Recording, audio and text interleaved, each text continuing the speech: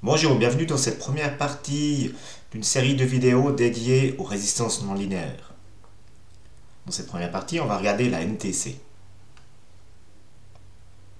La NTC est une résistance qui va varier en fonction de la température. Et dans le cas de celle-ci, elle va varier de manière négative par rapport à l'augmentation de la température.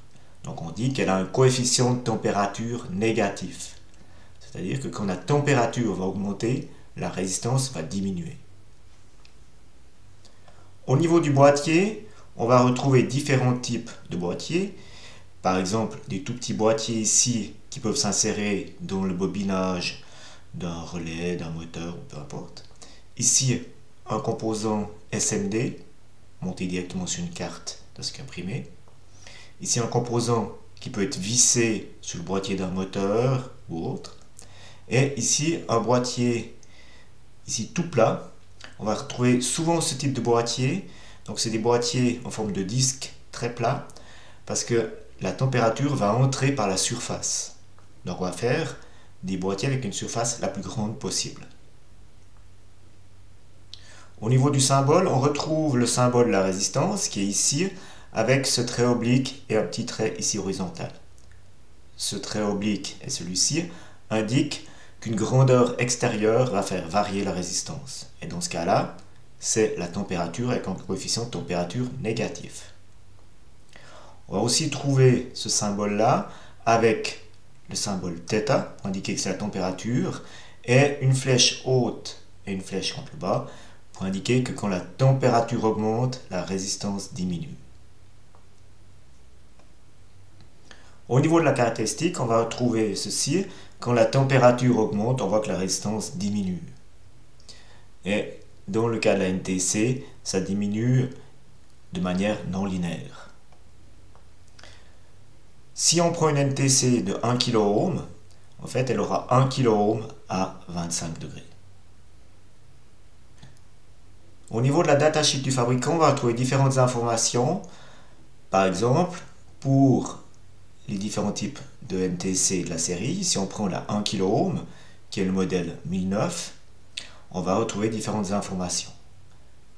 Ici, par exemple, dans la suite de la datasheet, on va retrouver pour la 1009 toutes les valeurs pour les différentes températures. Ici, par pas de 5 degrés. Et on va retrouver ici à 25 degrés un coefficient de 1, donc on aura 1 kΩ pour la 1009. Donc on donne toujours, on dit qu'elle est 1 kΩ à 25 degrés. On va retrouver ici un coefficient B, qui dans ce cas-là est de 3930 Kelvin, et ce coefficient, on va l'utiliser par la suite. Au niveau des applications, on va trouver deux familles d'applications. Première famille, c'est la température extérieure qui va agir sur la NTC. Deuxième famille d'applications, c'est le courant qui traverse la NTC qui va faire varier celle-ci. Si on prend ici une première application, ce serait une mesure de la température. Dans ce cas-là, c'est la température extérieure qui va faire varier la résistance de notre NTC. Et dans ce cas-là, si on monte comme ceci dans un diviseur de tension, on va avoir la tension UR2 qui diminue quand la température augmente. Ce qu'on voit ici. Alors attention, la NTC n'étant pas linéaire, notre diviseur de tension n'est pas linéaire par rapport à l'augmentation de la température. On voit qu'ici UR2 n'est pas linéaire par rapport à l'augmentation de la température qui est là. On peut le faire avec un simple diviseur comme ceci, ou on peut utiliser un pont de Whetstone. Solution qu'on utilise souvent. Deuxième famille d'applications de la NTC, ce serait celle qu'on utilise, le fait que le courant qui va traverser la NTC va faire chauffer celle-ci et faire varier sa résistance.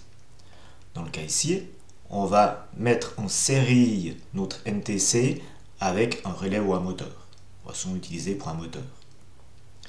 Et dans ce cas-là, si on met notre NTC en série avec le moteur, quand on va enclencher la tension d'alimentation, la NTC est à température basse, donc la résistance est élevée.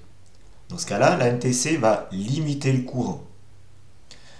Mais ce courant, malgré qu'il soit illimité, va traverser la NTC et faire chauffer celle-ci.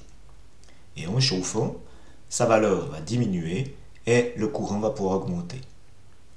Donc ça va éliminer, dans le cas d'un moteur, le pic de courant qu'on a à l'enclenchement. On a vu que la caractéristique de la NTC est non linéaire, il est possible de la linéariser en plaçant une résistance en parallèle. Pour ceci, il faut définir la plage dans laquelle on veut linéariser notre NTC. Dans l'exemple qu'on va prendre ici, on va linéariser à une température de 30 degrés, donc 303 Kelvin.